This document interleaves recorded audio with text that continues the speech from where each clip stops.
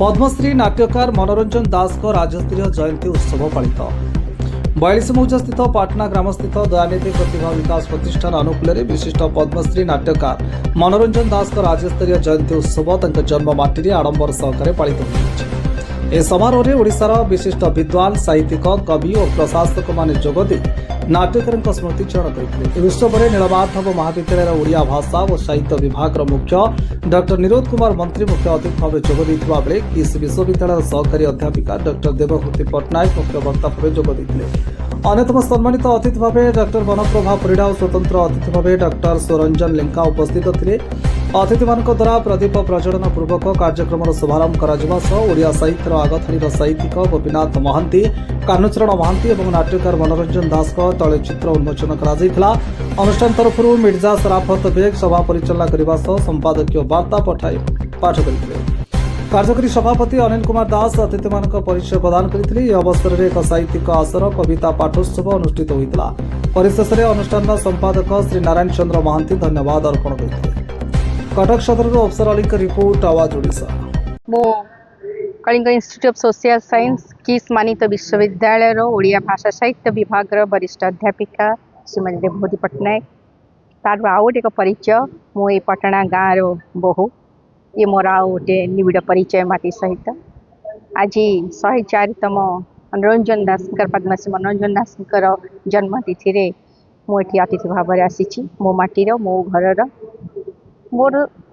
मन पड़े विश्वकवि रवींद्र कथा कई पद पढ़ी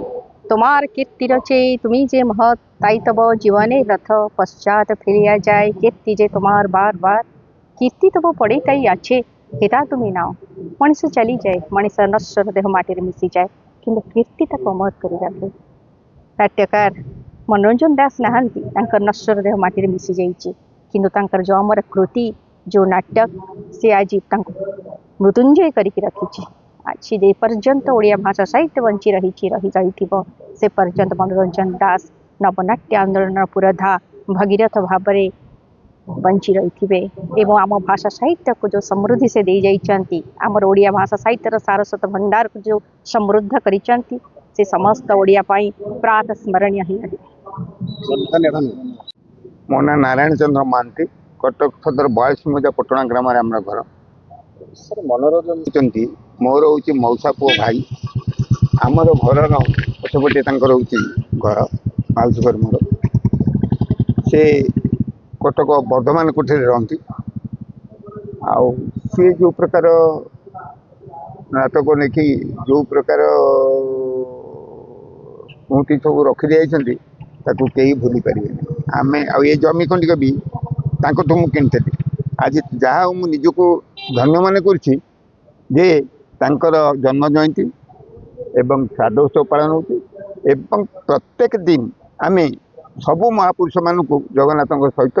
संध्या आरती आम दौ अनुष्ठान को आरंभ करते 10 वर्ष पर्यंत आज्ञा ये भितर से चाहून मुझे आसली मोर केवल सांबादिक भाई मान सकाशे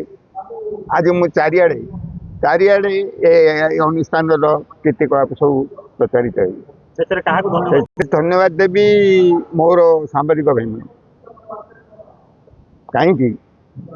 सी ना आम ये कौन घर कर ये कई जानपार न सत बार्ता सत जिनस चारिआडे प्रचार कर आज खुशी लगुच जहाँ श्रीकांत बाबूर प्रचेषा से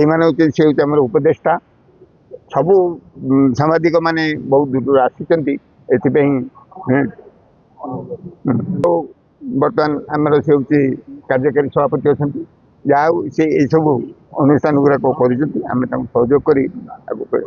बहुत वनप्रभा परिड़ा पटना रे मोर घर पद्मश्री मनोरंजन दास जो जन्मस्थान से मोर जन्म आज गोटे महार्घ मुहूर्त मुझे दयानिधि प्रतिभा विकास प्रतिष्ठान गोटे सुंदर अनुष्ठान आम 42 मौजार ए पटना ग्राम जोटा कि नारायण चंद्र महांती एवं तांकर धर्मपत्नी सरोज नलिनी परिजा आम भाई एवं अपा बोली कहू से ए माटीर महत्व बुझिछंती एवं तांकर अवसर कालीन समस्त जहाँ किछि अर्थ ए सब कार्य से विनियोग करती। आज मध्य से पद्मश्री नाट्यकार मनोरंजन दासंकर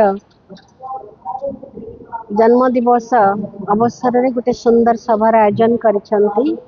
एथिरे मान्यगण्य व्यक्ति माने आसिछंती, तद्विद माने आसिछंती जो माने कि मनोरंजन दासंक संपर्क रे गवेषणा करिसेंती। आज से विषय आलोचना करागला। मनोरंजन दास एई माटी पानी पवन आकाश आलुओ पंचभूत भितर जन्म है जो माटीर स्पर्श तांको धन्य करिछि सेई माटीरे आमे जन्म होइछु। तेणु आमे निश्चय तांकर पदांक अनुकरण करिवा उचित। तांकर जो विभिन्न नाटक से तो नवनाट्य आंदोलनर पुरोधा थिले, केवल 42 मजारे नुहे से सारा विश्व को परिव्याप्त होइतिला तांकर व्यक्तित्व। आमे निजको धन्य मन करूछु एई माटीरे तांकरी उत्तरदायी होइकि जन्म होइथिबारु। तांकर विभिन्न नाटक विशेष करी नवनाट्य आंदोलनर परवर्ती काल रे जो नाटक सब लिखिथिले से कांत प्रजापति हो, अरण्य फसल, काठ घोड़ा, वितर्कित अपराह्न, अमृतस्य पुत्र ये जो नाटक गुड़िक से लिखिंट केते सुंदर भाव निर्भीक भाव से समाजर परिवर्तित परिस्थिति को निखुण भाव रूपायित करिसेंती। भय नहीं समाजर चित्र बहुत भल। अमृतस्य पुत्र से वितर्कित अपराह्न नाटकटी तांकर 3टी पीढ़ी को लेकिन से जो लिखिथिले केते धीरे धीरे परिवर्तित हो जाउची समाज एवं